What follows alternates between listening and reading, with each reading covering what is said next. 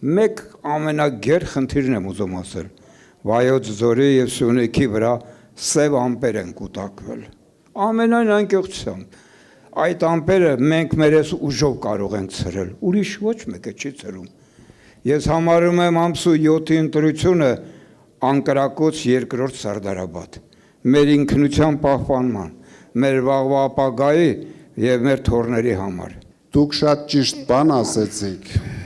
մեր գլխավոր վտանգը այսօր որ կախված է, իհարկե Սյունիքի վրա է, Սյունիքի գլխին է, ամբողջ աշխարհը պայքարում է Սյունիքի համար, այս մարդիկ սարքեցին մեր երկիրը գեոպոլիտիկ պայքարի կենտրոն, մենք հանգիստ ապրում էինք, մեզ պետք չէր սա,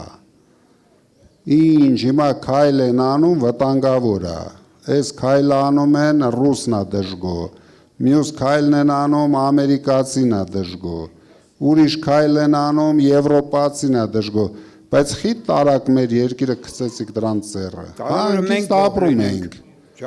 մենք պետք է ունենանք մեր պոզիցիան, Սյունիքը մերն է, հարց ունեք, մեզ հետ խոսեք, ոչ թե դուք ինչ որտեղ բան եք որոշում, մենք էլ գնանք ստորագրենք, ես վստահեցնում եմ 20 թվականից հետո այս մարդը չի մասնակցում ոչ մի որոշման Հայաստանի հետ կապված։